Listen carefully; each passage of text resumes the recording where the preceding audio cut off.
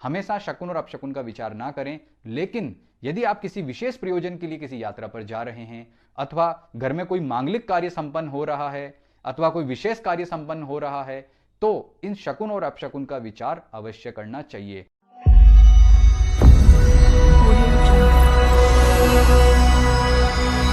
नमस्कार मित्रों, मैं हूं सुधाकर पुरोहित, आपका ज्योतिष मित्र।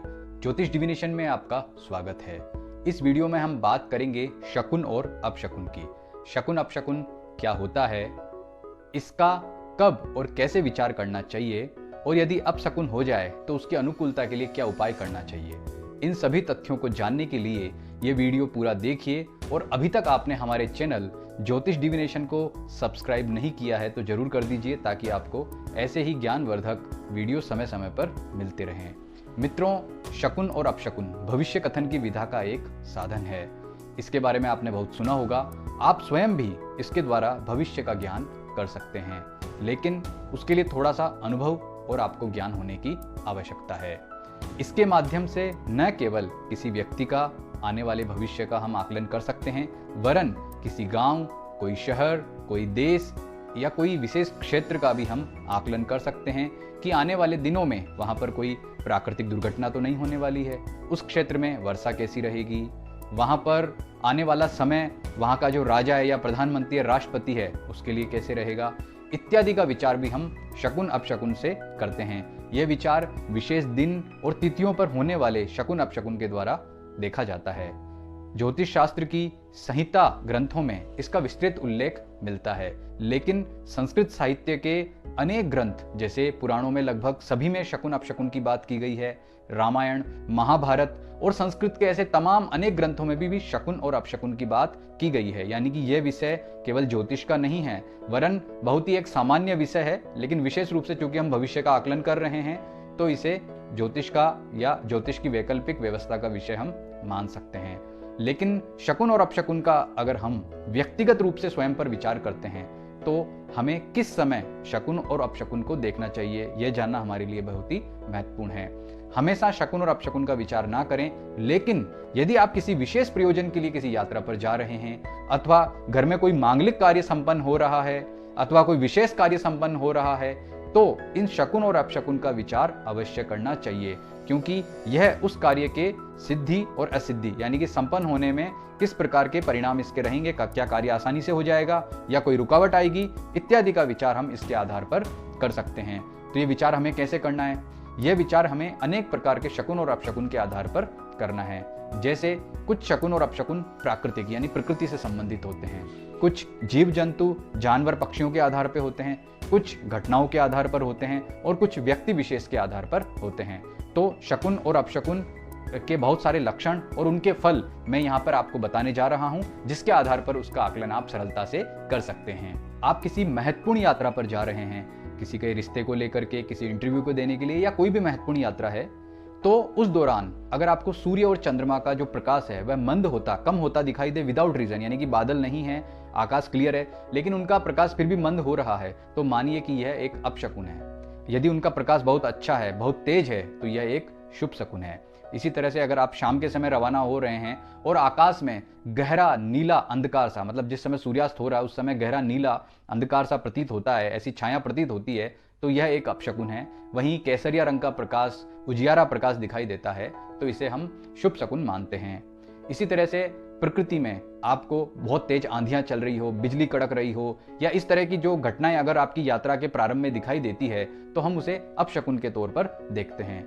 इसी तरह से अगर हम बात करें जीव जंतु और जानवरों से संबंधित, यदि आप घर से निकल रहे हैं और निकलते ही अगर आपको गाय एक बछड़े के साथ में, मतलब अपने बच्चे के साथ दिखाई देती है, तो उसे बहुत ही शुभ शकुन माना जाता है।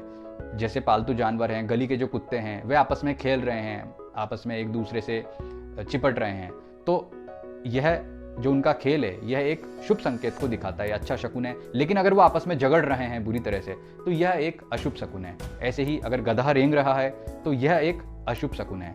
पक्षियों की अगर हम बात करें तो मोर, तोता, चिड़िया जैसे अगर आपको पक्षी दिखाई दे रहे हैं या उनकी आवाज़ सुनाई दे रही है, तो यह बहुत ही अच्छा शकुन है। लेकिन आप यात्रा पर जा रहे हैं या किसी महत्वपूर्ण कार्य पर आप जा रहे हैं और ऐसे समय पर यदि आपको कौवा, चील या बाज या कोई भी हिंसक पक्षी दिखाई दे या हिंसक जानवर दिखाई दे, जैसे कोई भेड़िया या कोई भी हिंसक जानवर दिखाई दे तो वह शकुन के तौर पर, मतलब वह अपशकुन मानते हैं, यानी कि आपकी यात्रा में वह किसी न किसी प्रकार की समस्या को दिखा रहा है। ऐसे ही काली बिल्ली अगर रास्ता काटती है तो ये तो जर्नल जो है प्रेडिक्शन है कि हम इसे एक अपशकुन मानते हैं। तो ये जो जानवरों से संबंधित शकुन अपशकुन है, इसका भी विशेष विचार करना चाहिए। अगर हम बात करें व्यक्ति परक, यानी कि व्यक्ति से संबंधित शकुन अपशकुन की, तो इसमें हम बात करते हैं सबसे पहले स्त्री की। यदि कोई स्त्री जिसके हाथ में कोई बच्चा है वह आपको आती हुई दिखाई दे तो यह बहुत ही शुभ शकुन माना जाता है। ऐसे कोई सुहागिन स्त्री जिसने जो दुल्हन, कोई दुल्हन है, नई दुल्हन है, या दुल्हन जैसा किसी ने मेकअप किया है, लाल वस्त्र पहने, तो यह बहुत ही शुभ शकुन माना जाता है। कोई स्त्री आपको खुले बालों की दिखाई देती है घर से निकलते हुए या आपके रास्ते में, तो यह खुले बालों वाली स्त्री अशुभ शकुन माना जाता है। यदि इसी तरह से कोई विधवा स्त्री दिखाई देती है तो वह भी एक अपशकुन के तौर पर माना जाता है। यदि कोई स्त्री कोई बर्तन लेके आ रही है जो भरा हुआ है, जैसे भरा हुआ घड़ा है, भरा हुआ कोई अन्य बर्तन है, तो यह बहुत ही शुभ शकुन माना जाता है। लेकिन कोई स्त्री या कोई भी व्यक्ति आपको खाली बर्तन, जो उल्टा है, खाली होगा तो बस ऐसे तो हाथ में रख के लाएगा नहीं, कोई कैसे भी पकड़ के ला रहा है, यानी खाली बर्तन दिखाई देना अपशकुन माना जाता है। इसी तरह से अगर कोई व्यक्ति आपको बिना वस्त्र के दिखाई दे रहा है तो वह बहुत ही अशुभ यानी कि अपशकुन है। ऐसे आपको यदि कोई व्यक्ति बिना बालों वाला व्यक्ति आपको दिखाई दे, लेकिन प्राकृतिक तौर पे नहीं, जैसे किसी के घर में डेथ हो जाती है और बाल कटवा देते हैं, ऐसा कोई व्यक्ति बिना बाल वाला व्यक्ति आपको दिखाई देता है तो यह एक अपशकुन माना जाता है। इसी तरह से हम बात करते हैं, यदि कोई आपको सन्यासी दिखाई देता है तो सन्यासी दिखाई देना एक अपशकुन माना जाता है। ऐसे हम बात करें किसी विशेष घटना की, जैसे आप किसी यात्रा पर रवाना हो रहे हैं और पीछे से कोई छींक देता है तो वह एक अपशकुन माना जाता है। यदि आप किसी यात्रा पर जा रहे हैं और आपको कोई अर्थी दिखाई देती है, सामने से अगर अर्थी दिखाई देती है तो उसे एक शुभ शकुन माना जाता है। और वही अर्थी अगर आपको पीछे से दिखाई देती है, यानी कि आप जा रहे हैं और पीछे से कोई अर्थी जा रही है, तो वह एक अशुभ शकुन माना जाता है। यदि आप घर से निकल रहे हैं और आपके पास में कोई मंदिर है, वहाँ आरती हो रही है, आपको वहाँ के शंख की ध्वनि सुनाई दे रही है, घंटियों की ध्वनि सुनाई दे रही है, तो यह एक बहुत ही शुभ शकुन माना जाता है। लेकिन आप जैसे ही घर से निकले महत्वपूर्ण कार्य के लिए और आसपास कहीं भी किसी घर में या आसपास कहीं भी लोग बुरी तरह से झगड़ रहे हैं, गालियां दे रहे हैं, हिंसा हो रही है, तो यह बहुत ही अशुभ शकुन है।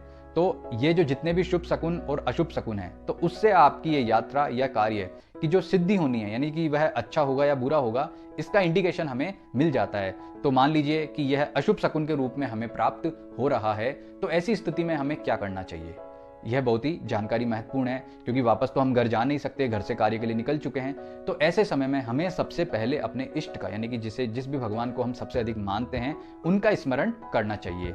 उसके बाद में अपने गुरु का स्मरण अवश्य करना चाहिए। उसके बाद अपना स्वर देखना चाहिए। स्वर का मतलब जो नासिका में से किस, इधर से ज़्यादा श्वास आ रही है या इधर से, यानी कि दाएं नासिका छिद्र से ज़्यादा श्वास आ रहा है या बाएं नासिका छिद्र से ज़्यादा श्वास आ रहा है।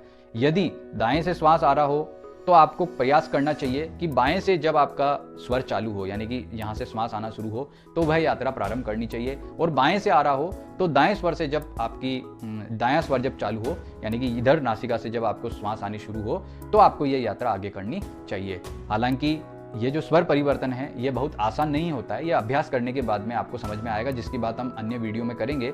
लेकिन स्वर परिवर्तन करके आप निकलते हैं तो वह जो अशुभ शकुन होता है, उसका जो मान लीजिए नकारात्मक प्रभाव है, वह काफ़ी हद तक कम हो जाता है।